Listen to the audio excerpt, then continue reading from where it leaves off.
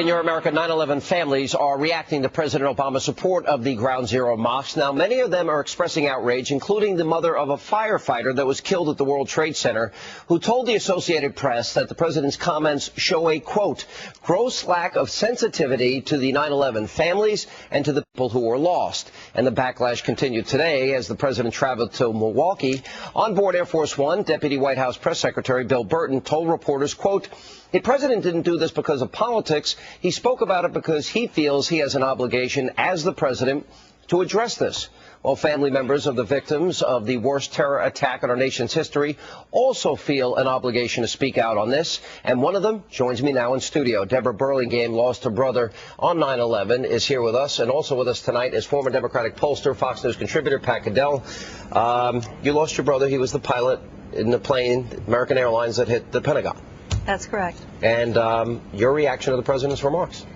I was astonished. Actually, it felt like a kick to the stomach, because here is the President of the United States in the White House with all the trappings of that office, essentially scolding American citizens about religious tolerance in a speech that's being beamed to the entire Muslim world, giving the impression that we are an intolerant nation. And remember, Sean, in the years before 9/11 and in the 9 years after, not one incident of Americans demonstrating or agitating about mosques ever. Do you think then it was more a message to the Muslim world? Yes. Absolutely. Explain that. I believe that he chose Ramadan. Look, the dignity promotion in the Muslim world, we're not at war with Islam. That's the message. I mean, he had NASA make that their priority. So, yes, I think he was speaking to Saudi Arabia, Bahrain, Yemen, Qatar, all of these places, Malaysia. And then he had a problem the next day because, you know, Americans were listening too. And 9/11 is something that they haven't forgotten. It may be in there deep, but when you have Americans who lived through 9/11, who know that this was all done, 3,000 people ripped to pieces in a nation. You're not going to sell the idea that this has nothing to do with Islam to Americans, and to build a mosque there is outrageous to us. Yeah, because when you read the papers and you listen to the liberal media, it's Muslims that are the victims here, but it's people like you who are victims, and your family and 3,000 other families. Pat, from the political side, let me get your reaction to this, and the president then backing off it the next day. When he first addressed the Muslim world, he didn't talk about America's contributions to, let's see, Kuwait, Indonesia, Kosovo, Iraq, Afghanistan. He just apologized for America. That was early on in his administration during the apology phase. Let me add something to that, because it's something I mentioned on this show a year ago that I was really disturbed by. When the Lockerbie bomber was released, Barack Obama, the President of the United States, went to Camp David. He was not willing to go down to the press room and denounce the Scottish government for releasing someone who had killed more than 180 Americans on Pan Am 103. And yet he felt it necessary to do as he always does, what he did on Ramadan, and the piece that Doug Schoen and I wrote recently about dividing the country. And he has done it, and he is about to blow up the Democratic Party. This issue is a knife poised to the Democratic Party. A majority of Democrats are against this mosque. You have a majority of Hispanics, a large majority of blacks against it. Everyone, even liberals, are split down the middle. Only the elite class, and particularly women.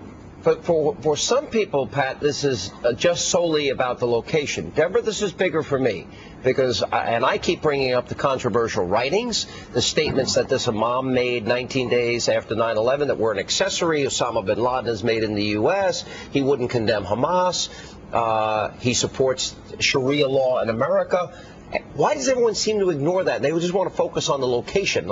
Location's part of the story, but the imam spearheading this is a bigger part of the story to me. Yes, and let's not forget, he wrote a book that published here that was called What Sharia is All About. He published another book called What's Right About Islam. In Malaysia, in a Muslim-dominant country where Sharia rules, he named it A Call to Prayer from the World Trade Center Rubble, Islamic Dawah in the Heart of America, post-9/11. Dawah is proselytizing, spreading the faith. They said we want to own 9/11, we're going to use the proximity, leverage it to bring people to Islam. So the idea of triumphalism, where this would be... Yes. Explain.